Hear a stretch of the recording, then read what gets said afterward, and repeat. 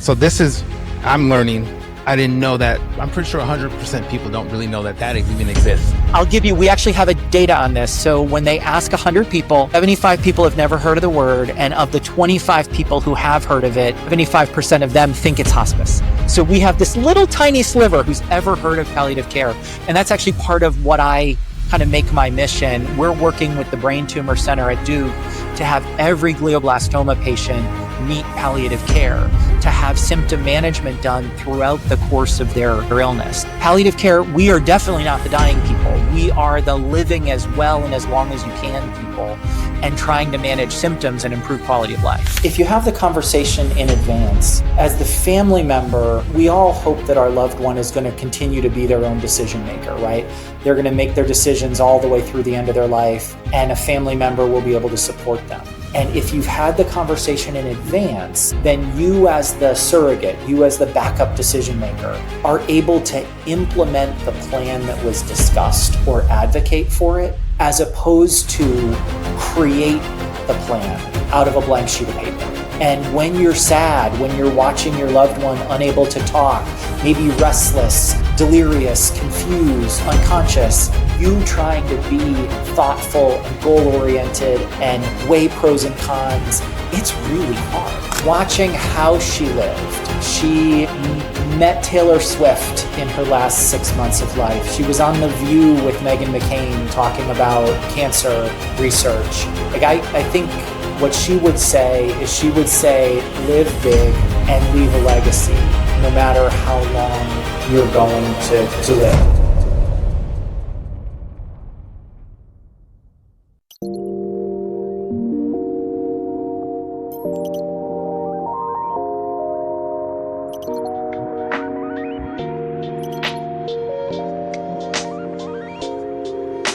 Most people think about preparing for death means getting your will together or buying life insurance. But when the what if happens, when the diagnosis comes, or the doctor walks in the room, you find out real quick it's not just paperwork. It's emotional, spiritual, and deeply human. My guest today knows that for firsthand. Dr. Christopher Jones is a nationally recognized voice in the hospice and palliative care space, currently practicing at Duke University. But what you may not know is, long before the titles, the journals, and the degrees, he watched someone he loved, his cousin, just at 23 years old, who was diagnosed with glioblastoma, battle and face death with courage and love. She got married while she was in hospice. And myself, I know what it's like to lose the love of your life to glioblastoma. I know what it's like to be strong and have the world around you falling apart at the same exact time. I also know the power of a conversation that comes just in time. This episode is for every person holding the weight of uncertainty, every caregiver trying to make the right decision, every man and woman wondering what it means to show up when there's no easy fix. I want to go ahead and dive right into this episode and bring in my guest, Dr. Jones. Once again, we're back. Thank you very much for joining me today. I've been looking forward to having this conversation with you, especially when we were just introduced and we kind of started talking and I started to really know more about your story and just a lot of common similarities to just the path that we were walking on. I was really, because even with me, I'm still walking through this journey, and it always helps when I can talk to people that have walked a similar path, which I think sometimes it's hard to find and it's rare. But I thank you for just having the courage to really have this conversation with me. So thank you. I think it's hard to be the sick person. It's really hard to be the person left behind too. So there's struggle in both of those journeys for sure. I agree, because the thing is, and especially with glioblastoma, and I believe, once again, I make it known I'm a believer. I believe that God's plan is God's plan, and He is the one that ultimately has the final say so when it comes to specifically glioblastoma. There is 100% mortality rate, and you don't, like, the journey that both people are on, whether you're in it or you're walking with the person, sometimes there's a preset destination And then the other person just has a journey that they just continue to walk through. I think conversations like this help give people a space to breathe, think, feel, and just get tools and know that they're not alone. I would love to just dive right into it. So can you take us back to the moment when your cousin was diagnosed and what shifted in your spirit that day? Yeah, I mean, that was back in before COVID. She was 17 years younger than me, though a first cousin, but definitely a generation behind. I still remember we went to a hockey game as a family, and she was covering one eye because she'd developed double vision. And there's not a whole lot that's good that causes double vision at that point, she was 20 years old. And, more likely than not is multiple. Were you with her when we were? It had been building over a couple of days or a week, and she hadn't gotten checked out yet. But I still remember her sitting at the hockey game, covering one eye to be able to watch the game. And then within a week or two, she'd ended up in the emergency department with vomiting and had a CAT scan done. And we were hoping she had a brain infection because it was just this big frontal lobe bad thing. And like, from your experience, nothing was ever the same after that. It was a total sea change from the moment that CAT scan said, "Oh, there's something not right here." Did she have any type of preconditions as a child, or was she no, ever she, like the doctors or anything? Totally healthy kid in nursing school, thriving, cheerleader for the basketball team, 100% normal, healthy kid. And that's which once again, my wife, she was 34 years old, vegan. She didn't eat red meat. She didn't drink. She didn't smoke. She was the Pilates. She was director of operations for Jordan, and she was the chief of staff to the VP, functioning at the highest level possible. No signs whatsoever. And I think that we often think that there's going to be enough signs as we're going in the journey of our life that's going to say, hey, this sign is coming up. You should maybe start having these conversations now. Or, hey, we're grateful if we get signs. And so the funny thing is, you being a doctor, you were able to actually spot that. And I remember I was looking back at some videos, and she was at her OBGYN office, and she was like, I'm getting headaches. And the OBGYN was like, oh, it's just a part of the pregnancy. Well, after she had the baby, the headache, they just started progressing, and it ended up triggering a seizure. And it's one of those things where it's a gift and a curse, because if they would have, obviously there was no way for them to do anything as far as the MRIs that she had to go through because she was pregnant, but maybe they could have did a CAT scan. And if they would have found something, I'm just grateful that she had the ability to enjoy the time that she did have before that diagnosis. Because if they would have told her that while she was pregnant, she had a chance to go through pregnancy as just was a part of her dream that she always wanted.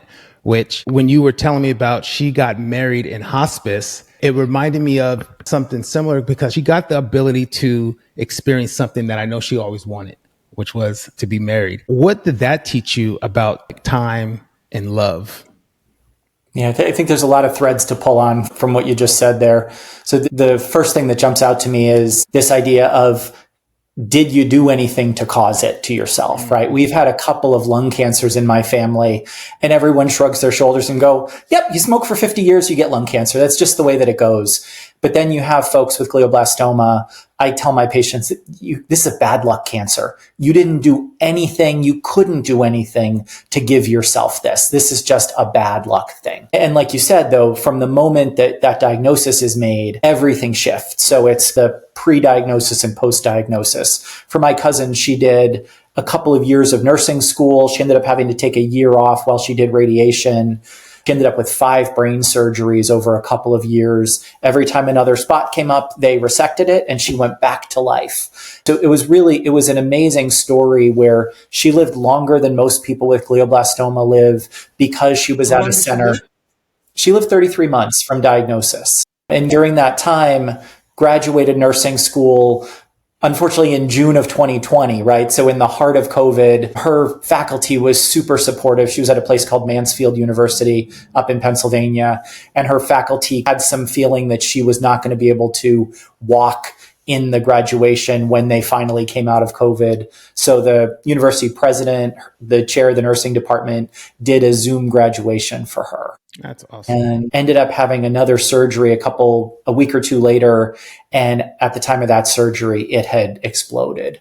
So came back home on hospice for a month. And like I said, and like you mentioned, got married during that time. So that's another thread that I want to pull on here is I think people think of hospice especially as the dying people. If you wait until the person is dying, then of course hospice is the dying people. But if you can get hospice a bit earlier, they can be the living people. And when hospice sent 2 nursing assistants over to get her in her wedding dress to get married, like that to me just really solidified what hospice can be when you use it at an appropriate time.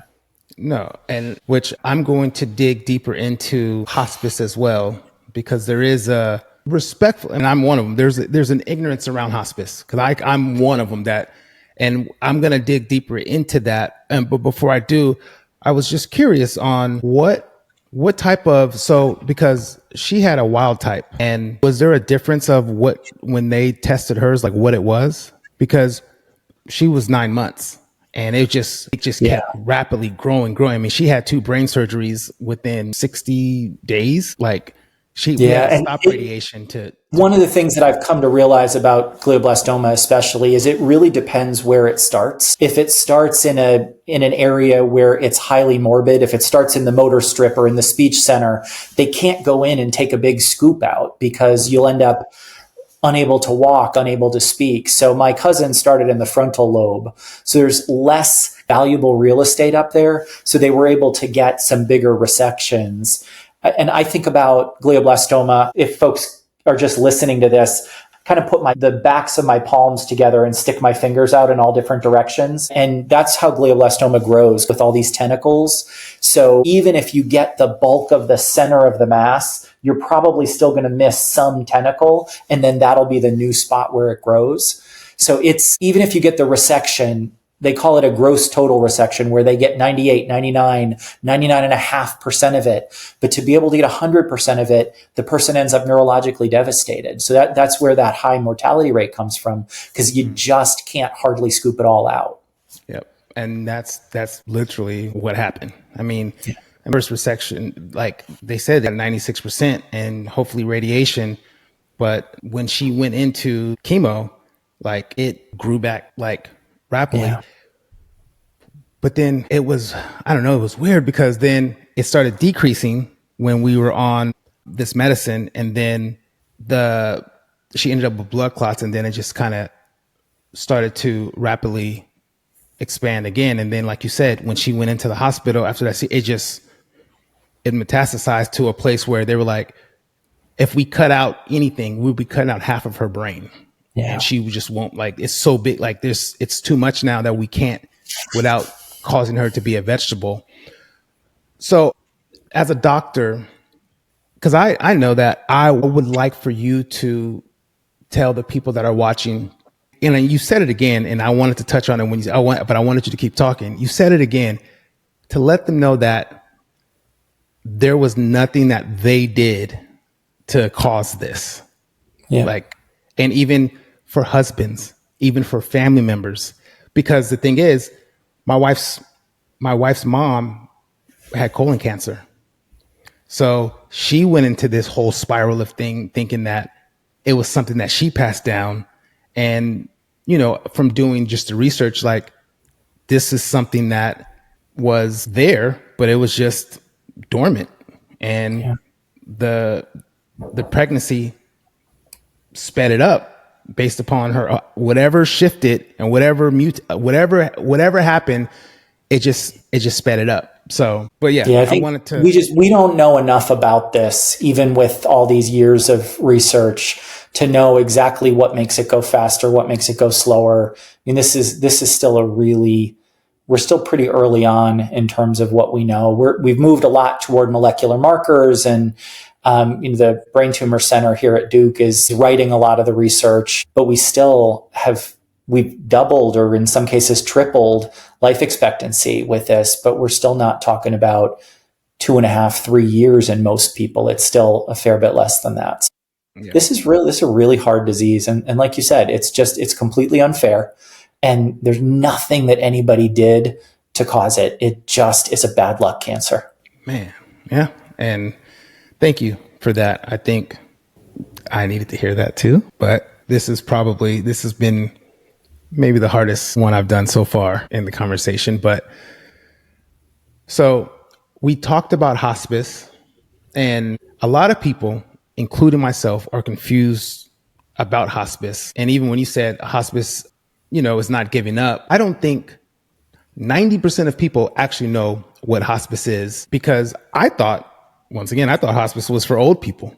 I didn't really know. I just thought it was. So when they were like, oh, we're going to move her into hospice, I didn't really know what that meant. For people watching, and even if they're worried about their parents or something, putting their parents in hospice or their spouse, can you just give a very elementary, basic understanding of like what hospice actually is?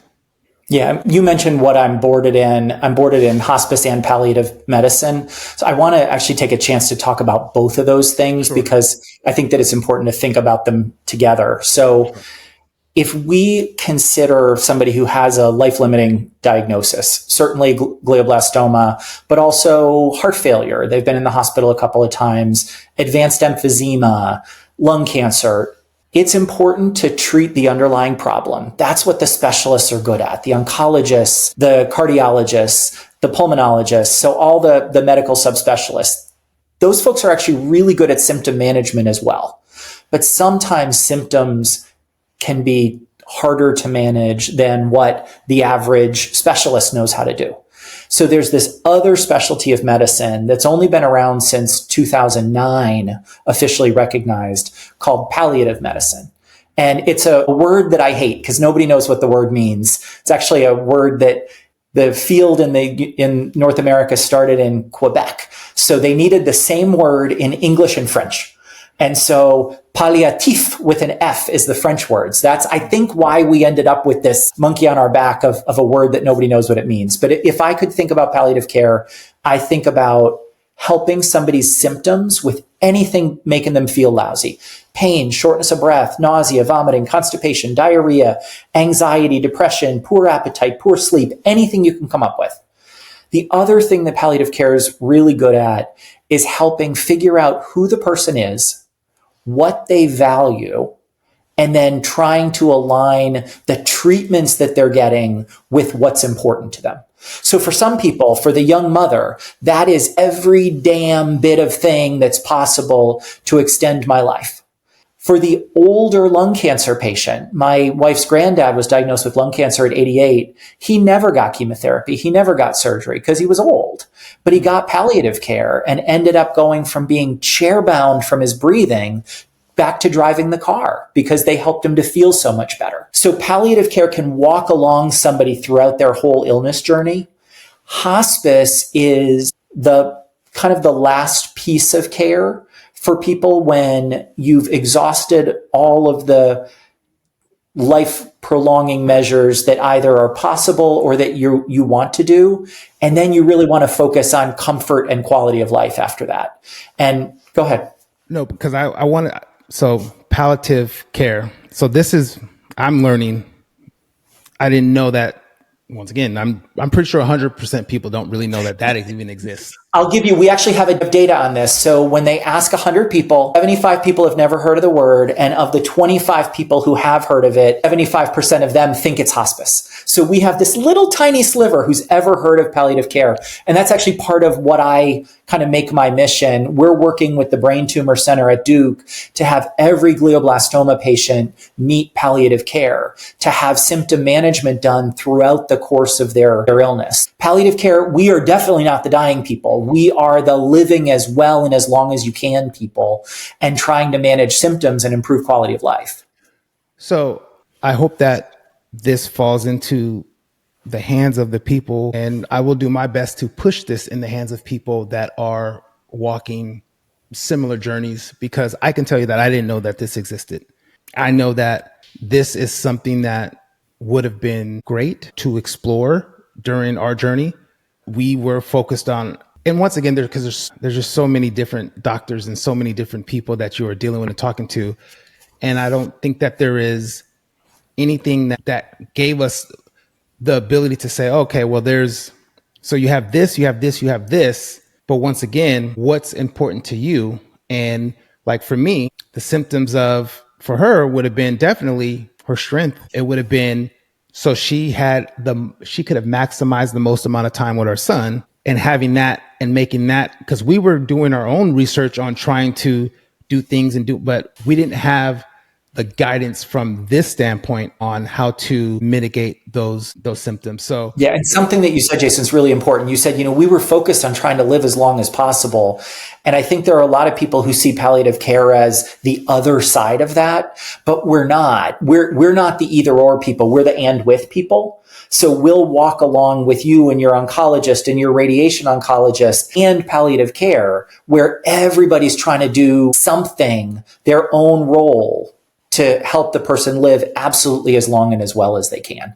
And, I really feel for my oncology colleagues who have to manage the chemotherapy and the symptoms in a 20-minute slot, right? I'm lucky where I have an hour with a new patient, 30 minutes with a follow-up patient to really dig at what's going on, what's important. And I don't have to manage the chemotherapy, right? So it allows me to be, I think, someone separate where the person can say, I'm having a really hard time, and not worry that the oncologist is going to go, well, if you're having a hard time, we have to stop the chemotherapy, right? So I'm almost a safe spot to be able to bring your suffering. If I could rebrand us, it would be a sufferology, right? Mm-hmm. So bring your suffering to me. I'm going to try to make it feel better, and I'm not going to take away any of the oncology stuff that you're getting. You are super, super important to people on this journey, because I know that, once again, my situation is a very unique situation where, once again, shout out to Dr. Friedman, even though he didn't like for us to call him Dr. Friedman, but we had his personal cell phone, and we can call him at 12 o'clock at night, 1 o'clock in the morning, and he's answering his phone, and we're saying, hey, these symptoms are going on, and she doesn't, and he would go through and diagnose the symptoms, and then he would say, okay, call me in the morning. I'm going to have X, Y, and Z. Most people don't have that. Right. And if they don't have that appointment and they aren't able to get in there, they don't have anybody else to really focus on the symptoms, because, once again, she was in chemo, and it was a dual path. So I think that you are super important. And I hope that this makes it more aware of the need that you are. And it's like, you are a necessity. You aren't something that is a nice to have. You are a need to have. And once again, as I talk about how important these conversations are to have, I'm someone that had the ability to go through to give you context on why these conversations are important. The same reason I'm letting you know from my journey, I didn't know that he existed. I didn't know that type of care existed. I'm telling you that it is a necessity. And when you go to the doctor, that should be the first thing that you request, to have an appointment set up immediately, because it is going to be something that you are going to need. It's not something that you're like, well, no, it's something that you are going to need. And I'm glad that we unpacked that a little bit more, because it educated me on it as well.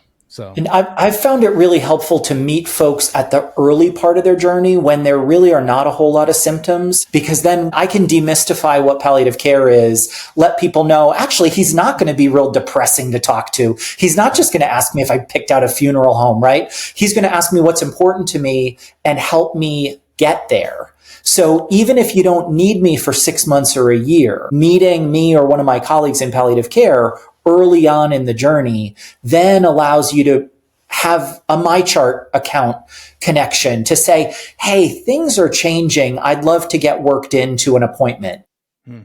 I find it so much easier to not have to worry about, oh, is this going to be somebody I mesh with? Is this going to be an appointment that lifts me up, or is it going to be something that drags me down? If you've met the person and you know them, boy, it's a whole lot easier to say, you know what, I'm going to rely on this person who I've met and who I trust. That's awesome. Yeah, thank you for that. And once again, just to kind of revisit, can you explain one more time hospice? I kind of think about it as a long journey, right? So from diagnosis, you can meet palliative care at any point along the journey. Palliative care can walk along with you. And I think about palliative care as we are agnostic to prognosis. If you're going to live a day, I'm going to try to make that day be great. If you're going to live 3 years, 5 years, 8 years with your life-limiting illness, I'll walk along during that length of time too. Hospice is a little bit different. It's a philosophy of care focused on symptom management. It's also an insurance benefit that typically requires somebody to have a prognosis of 6 months or less. And we kind of think about the prognosis here as, would you be surprised if the person died in the next 6 months? We're not great at prognostication, unfortunately. We wish we were better. But what we do know is if you wait until it's very clear that somebody needs hospice, they'll have hospice for days or a week or two. And in fact, 50% of people who use hospice in the United States have it for 17 days or fewer. So 50% of people have died within 17 days. That's because I always blame the doctors here, because we are weenies. We don't talk about this as early as we should. So my patients, we're going to talk about plan A, which is the chemo keeps working. You live long, you live well. We're also going to talk about plan B. If things don't go as we hope, what's important to you? How do you imagine the last days or weeks of your life looking? Are you somebody who goes to the emergency department, into the ICU on the ventilator? Or are you somebody who says, if it's my dying time, I want that to be with my family around. I want to be at home. I want to be holding the baby. It's two different paths. And if we don't talk about it, the default is emergency department ICU. So what I always say about this is it's always too early to talk about this stuff until it's too late. And once it becomes too late, then the medical system has put you on the conveyor belt and it's much harder to get off. So again, nobody loves when I come over for Thanksgiving because I'm going to talk to you about hard things. But boy, to have that conversation not during a crisis time ends up being kind of an arrow in your quiver that you can battle what's coming by knowing if time's getting short, I want it to be this way. You can't always guarantee you'll get it the way you want. I often say that a death plan is a lot like a birth plan. Like lots of pregnant moms are like, I want to be on the ball. I want to deliver in the tub.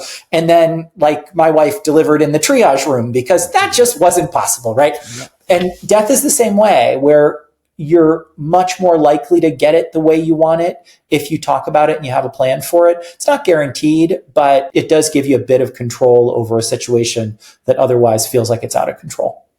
So everything that you just said, and especially the last part, is I'm so curious, and I would like to hear from you. Like, why do you think families avoid having conversations about, as I like to call it, legacy or planning until it's too late?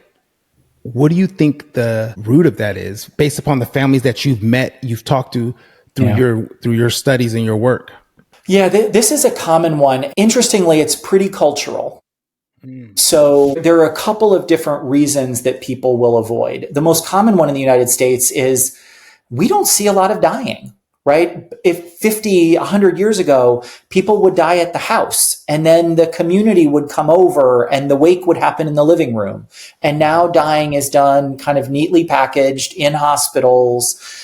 So that's one reason. I've seen some very faithful people, particularly of Pentecostal traditions, worry that if they talk about or plan for dying, that that's a way that they're being unfaithful to God. You know, God can create a miracle at any point. So us planning for mom's death from her cancer is saying that we don't believe that God can cure her.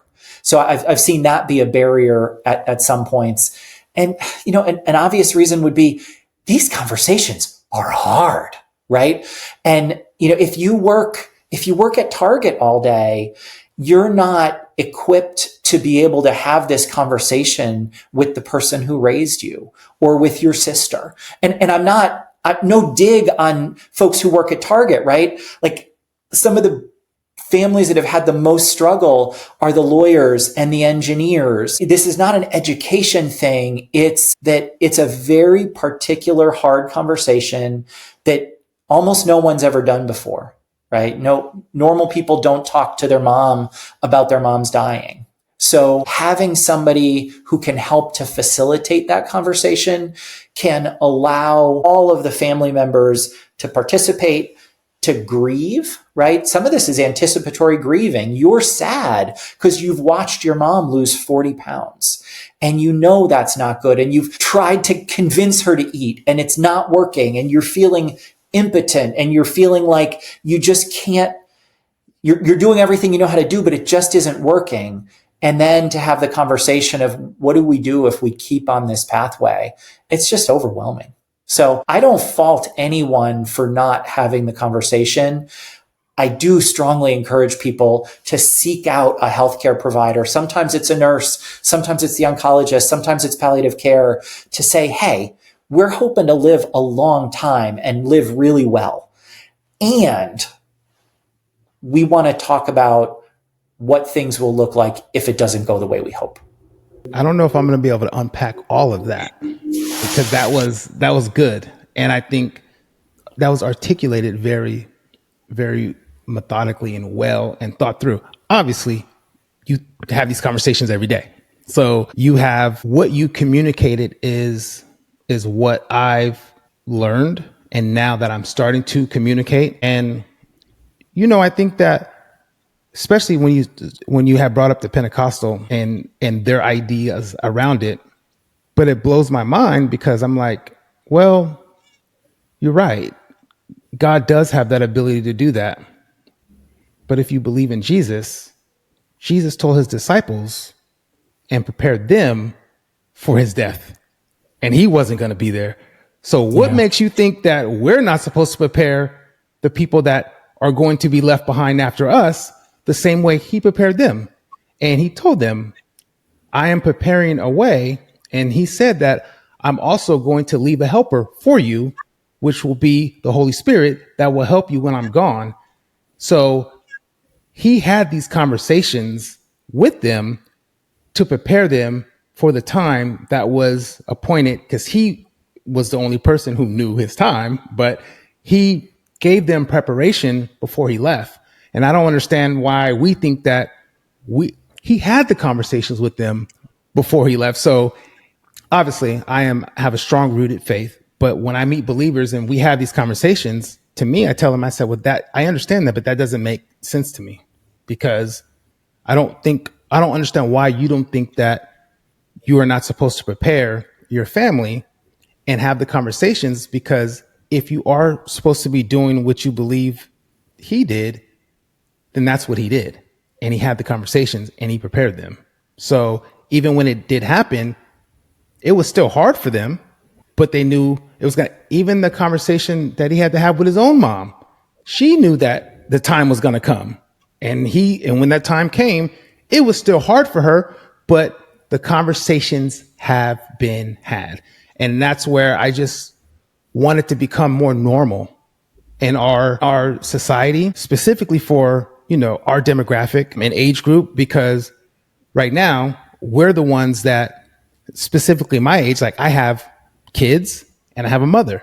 I'm having to, and then I have family in between. So you're the glue that is needing to have these conversations, because if they don't have these conversations, and I've had, which you guys will be able to see other episodes, what happens when you don't have these conversations, and some of the horror stories, which I know that you've seen people both prepared and unprepared. What difference do you think it made in grieving and moving forward based upon a person that was prepared and wasn't prepared? Yeah, I think if you have the conversation in advance, As the family member, we all hope that our loved one is going to continue to be their own decision maker, right? They're going to make their decisions all the way through the end of their life, and a family member will be able to support them. But very often, at some point, the person is not able to make their decision anymore. And if you've had the conversation in advance, then you as the surrogate, you as the backup decision maker, are able to implement the plan that was discussed or advocate for it, as opposed to create the plan out of a blank sheet of paper. And when you're sad, when you're watching your loved one unable to talk, maybe restless, delirious, confused, unconscious, you trying to be thoughtful and goal-oriented and weigh pros and cons, it's really hard. So that's, again, I see these conversations as, when people are willing to have them, as a gift to their surrogate to say, listen, this is who I am. This is what I value. The healthcare system, we have it documented. The patient and their loved one know what they want to do. And then we're all able to just work together to implement that plan, or the best version of it that we can. So as opposed to, and I've cared for so many people with pancreatic cancer, right? Talk about another one with a poor prognosis, who are dying in the ICU after a year and a half of having pancreatic cancer. And the family member says, we never talked about it. I don't know what he wants. And then the default is to say, do everything. And even when everything isn't going to get the person to that independent quality of life that maybe is what they preferred, or what would be acceptable to them, the surrogate has to really build the helicopter while they fly it. And that's a dangerous thing for both the patient getting what they want and for the surrogate's mental health. So again, just have the conversation before you need to have the conversation, so that you've got a plan and some marching orders for your loved ones. I agree. And I've had that conversation similarly in previous episodes. And I like to say that the plan is like an umbrella, that everybody gets an opportunity to know where it's at, know how it works. Because when the storm hits and you have to get that umbrella, you don't want people fighting over what kind of umbrella, where the umbrella is, because in that moment, the emotional weight that everybody's going to have to carry, it will create a level of peace, because families I'm sure you see it, families get destroyed through this process because of a lack of a conversation that just never was had. So I want to talk about the umbrella metaphor, because I'm really glad you brought it up. There's a comic that came out in the Journal of the American Medical Association in the last 2 years or so. And it's this idea of early palliative care versus late palliative care, or you can substitute early conversations versus late conversations. And in the late conversations, there's a panel where the person and their loved one are talking with the doctor, and then the person goes out into the rain, and the doctor grabs an umbrella and runs out and gives them an umbrella after they're soaked. Where the early conversation is, they have the conversation, the doctor hands them the umbrella, and then when it starts to rain, they're able to put that umbrella up. And the title is Palliative Care, We're the Umbrella, Not the Rain. Right. And so I love that idea of, we're here to shield you from bad things. We are not the bad things. Yeah. And hospice is very similar. That's great. And I like how you tied that in, because that was a great analogy. And I love analogies. And that was a good one. I love good analogies, because I think I come up with good analogies, but that was, I wish it was mine. I'm just stealing it from somebody else. It just resonates so much, because we've all gotten handed an umbrella after we're wet, and it's the wrong time, right? You want that umbrella before you're wet. That's great. So you're one of the few doctors that speak about billing, coding, money at the end of life.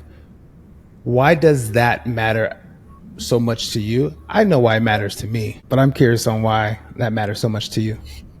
Well, for me, a lot of healthcare is designed around procedures, right? If you If you're a spine surgeon, you're going to make a lot of money because surgery gets paid and reimbursed well.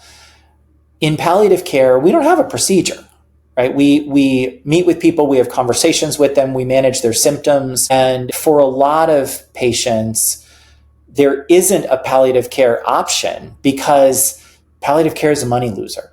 So one of my goals in my academic space and in some consulting that I do is to try to help programs to get paid for the work they're doing so they can continue to provide the care that people need.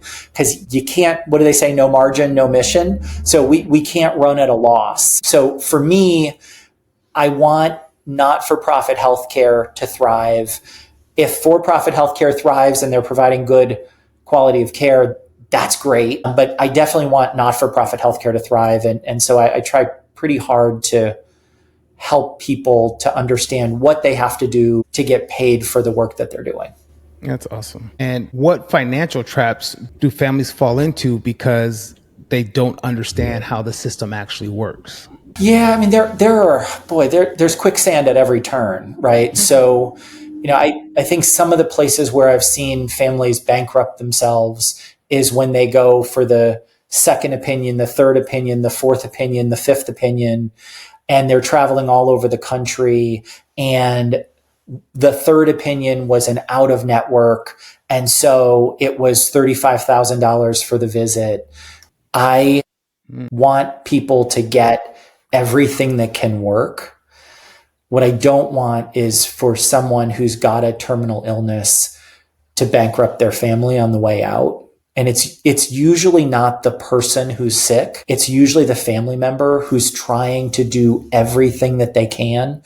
I've seen patients who just want to go home and be comfortable, be dragged to multiple health systems to try to get an opinion of, yep, there is a fifth line chemotherapy that will help you, even though you're 90 pounds and wheelchair bound. And so I think sometimes this grabbing at the elusive cure and doing it 3 or 5 states around where you live, I've seen that be a really hard pill for some families. And so I encourage people to think about what is the regional referral center. If you're getting your care in the community and that's the right thing for you, and then you get to the spot where you're like, boy, I wonder if there's a clinical trial, for example. American Cancer Society has a clinical trial matching service that they provide to everybody in the country. There's a phone number you can call, and American Cancer Society can help figure out what you're eligible for. But then I would, if you're going to reach for that, which is super valuable, I wouldn't reach to 6 places, right? Find a place, get an opinion, and then don't spend the last 2 or 3 months of your life in hotels trying to get treatment that's not coming.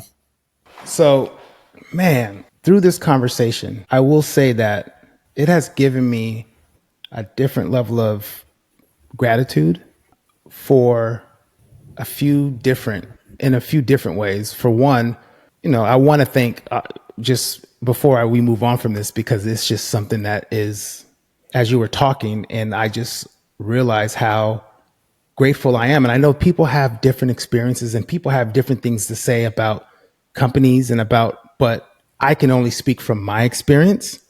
And there's two companies in particular that, people don't always have the best things to say about, but I can tell you that Nike, and I want to thank Martin, the VP, and I want to thank his boss, who actually put us in touch with Dr. Henry. Like, everything that you're talking about. And once again, and I also want to thank God, because I know that you don't know how blessed you are. And when you're in it, you're saying, God, why? But when you're out of it and you're having these conversations, you realize how he has his hand on you the whole time. Because Martin, her boss, which was the VP, his boss called and was like, where is she at? And she was like, oh, well, we're in LA at St. John's, and they did the second brain surgery. And she was like, well, is she getting the best care that she can get? And she was like, have her call Dr. Friedman at Duke University and set up a call so he can go see Dr. Henry. Same thing with United Healthcare. I know people have whatever they want to say about United Healthcare, but I can tell you the rep that helped us, which Andy, you were and that's the thing too, because so Andy's boss was on the board of directors at United Healthcare, and she was assigned specifically to us. And everything that you're talking about, whether if it's because, there were still things that needed to go through and get approved, but she would go through and check and push those things through, opposed to us having to wait. So instead of something taking, 2 weeks, it'd take 24 hours. But even with Dr. Freeman, when we went to him, we were in a place where all clinical trials, any clinical trials that were going on, everything was there. And after we went to this first doctor and we had enough people that we were talking to from United Healthcare, we were able to understand that, you were right. The hotels, it's we were doing exactly what you were doing. We were doing until her boss was like, hey, this is where we're going to send you guys. This is where, and we knew in our spirit that that's where we needed to go, because we rerouted ourselves to a completely different place. And the moment we were going to give the money to go, which was $30,000 go, yeah, we had a call with Dr. Henry that day. And 3 days later, we were at Duke. So what you're saying, I agree with. And I think that I'm glad that we didn't continue to, because the thing is, I didn't know we had 9 months.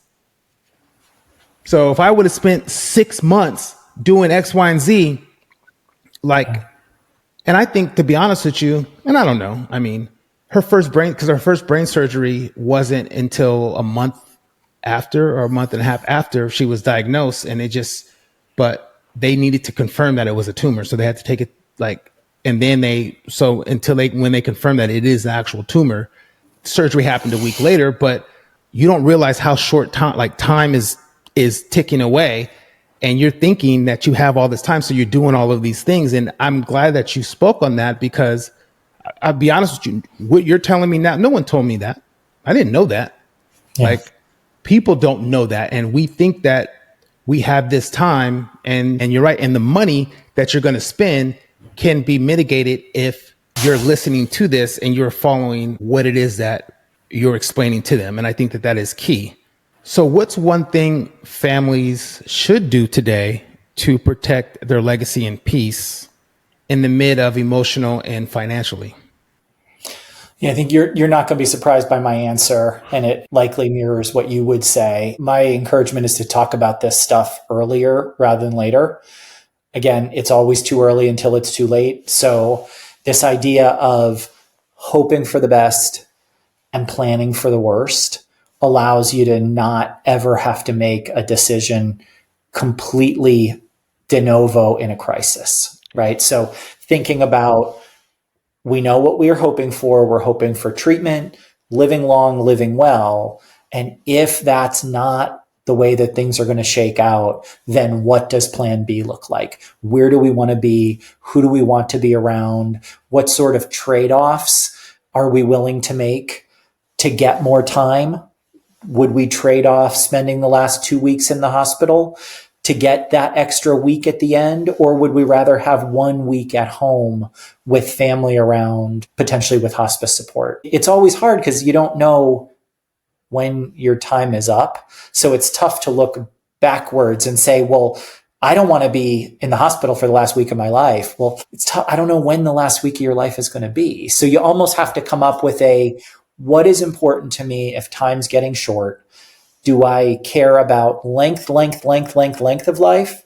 Or do I care about some version of quality of life being out of healthcare institutions?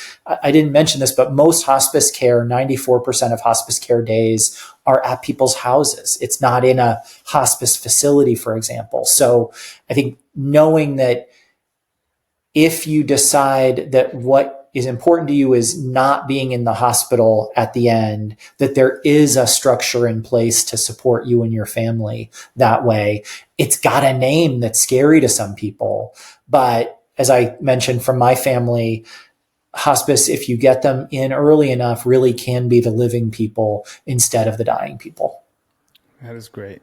So as we get ready to land this plane, there is a legacy letter prompt. This is something that I just started doing, which I think I like it. I think it's great. So if your cousin had left a voice note for the world, something to remind us how to live with urgency and love, what do you think she would have said? Yeah, this is hard, right? Watching how she lived, she met Taylor Swift in her last 6 months of life. She was on The View with Meghan McCain talking about cancer research. Like I think what she would say is she would say, live big and leave a legacy, no matter how long you're going to live. So there were a number of her friends who said, she lived more in her 23 years than a lot of people they know lived in 70 years. And so I think that would be the encouragement that she would give, is just fill the days and don't shrink back because you have a bad diagnosis. Lean into life, because you're probably not going to have as long as everyone else. So you got to fit absolutely as much as you can in there, both for you and for the people that you leave behind. And that is, once again, context and experience is everything. I often say that wisdom is the ability to apply information that has been learned and lived through somebody else without you having to actually experience it. And you talking, I just happen to have the ability to experience it. So everything you're saying, and what you're saying, even when it comes to her, it's identical to my wife. And those were the things that she did. She never shrank back, and she lived each day to the fullest, where she spent her last days ministering to people and speaking to people and taking their calls and talking them through life. And that's why when she passed, everybody was so shocked, because they were like, but she sounded so good. Like, this doesn't make any sense. And I was like, yeah, but she was completely paralyzed, the whole left side down, medication. Like, she was tired, like her energy. So, but she still lived each day to the fullest, and she never shrank back. So if you had to leave a legacy letter to the next family who's about to face what you and I have both faced, what would you write to them?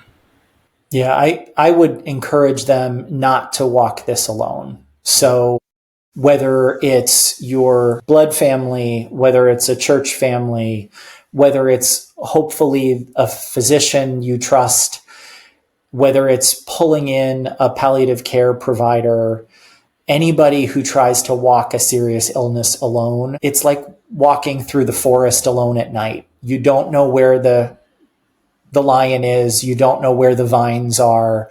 But if you've got somebody who's walked this path before and can shine the flashlight and say, okay, there's a lot of trouble if you go this direction, I've found it a whole lot easier to keep people from falling, from getting ensnared, if there's someone who knows serious illness, who has time to first figure out who they are and what they value, rather than just saying, oh, this is the way we treat X, Y, and Z. That's, I think, to me, the biggest benefit of a palliative care organization, for example, is I always tell our fellows, first who, then what. Figure out who the folks are before you figure out what they need and what you're going to give to them. It's going to take 10 minutes, but it's going to help you to guide them toward the direction where their goals, values, and preferences want them to go. So that would be my advice, is just get as many folks involved in your care who are going to care about you and not just what you have. So My man's been dropping some bars on it, and because I'm like, man, I just wish this conversation, I could have watched something like this a year ago, because you're right. Everything you're saying is speaking from truth, because I've lived it. And I would add to that is that your family is your family. Your blood is your blood. And it's okay to create your own family with whether if it's a team of doctors, therapists, individuals that are have walked the journey. I would even say and because no one told me this, but I would get into grief counseling, and I would get into connect groups around this early, not after. It's not after, it's early, because when you're around people who can give you more context of how to navigate the situation, it does turn on these little candles and these little lights in places, opposed to when your family is walking with you. They are concerned. They love you. So they're going to walk with you. But I can tell you that whether you're the one going through it or you're the one walking through it, they're never going to really understand unless they've gone through it, no matter how much they want to understand. And it just so happens that, and I had this, man, I just feel like I'm through these conversations I've been having. I had a friend, one of my good friends, my brother, and I apologized to him. Because his wife was diagnosed with breast cancer, and he was going, and this episode is The Weight That Men Carry. So you guys should go check that one out.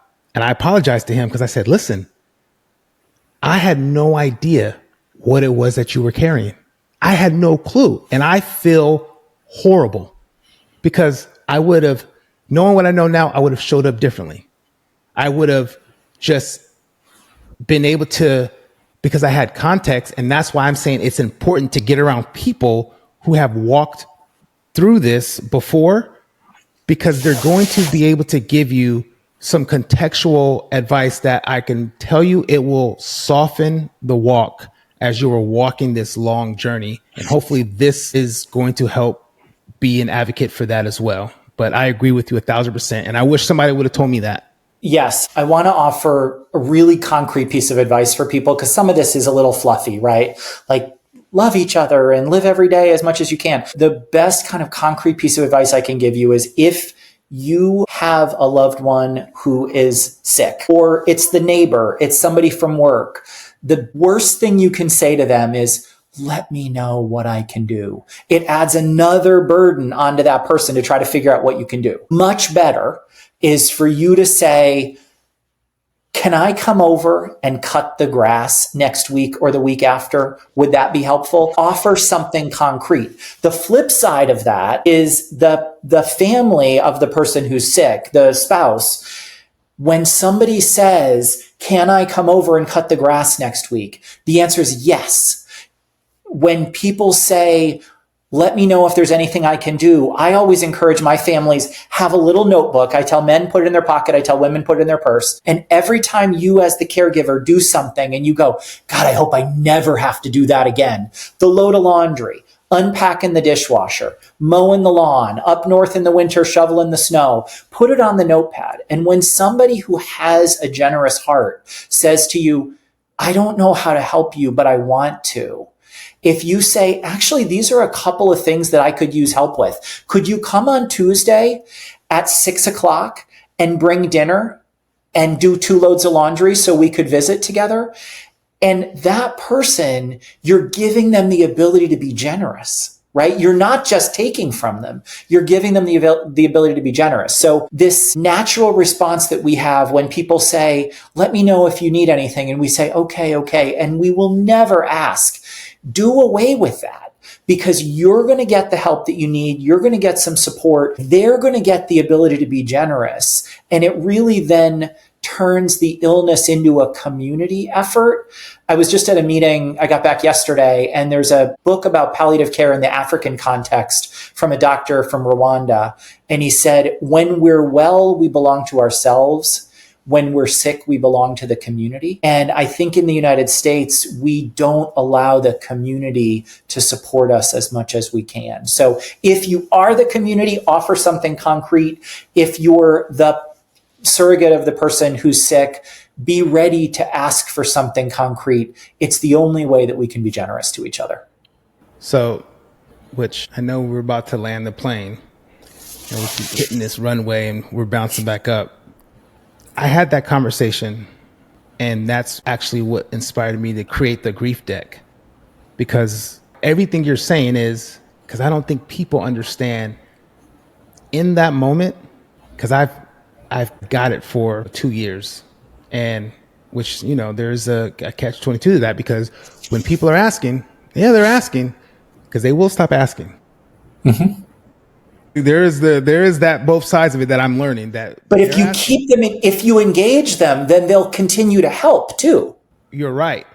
But what you said was a tool that I was not equipped with, because when people were asking me, what can I do for you? I didn't even know, or what do you need? I didn't even know what I need. But it was very few people that were like, hey, I'm coming over to watch the baby on Thursday, and you go and just take some time and go walk, which once again, and that's why I'm telling you, I'm in a very unique situation. Thank you again, Linda and Martin, which were my wife's bosses, the VP and his wife. They didn't say, what did you need? They were like, hey, we're going to come over on Thursday and we're going to bring some food. And his wife was like, and I'm going to just watch the baby, and I'm going to let you guys just go and just spend time with each other. And I'm going to watch the baby. That was something that I didn't know I needed that. And I always tell people, because I would always tell people, I don't know what I need. I know I need something, but I just don't know what I need. But how you broke that down in step by step, for anybody watching that is walking this journey, I promise you that is probably, as a person, as the journeyman, I'll call us the journeyman, as the journeyman, that is probably, as you're on the other side of the mountain walking now, as a journeyman, I can tell you that that is probably, if not one, but two for sure, the single best advice that I've ever heard on how to actually handle this situation. Because I can tell you right now, we do need the help. We just don't know how to ask for the help, and we don't know what we need.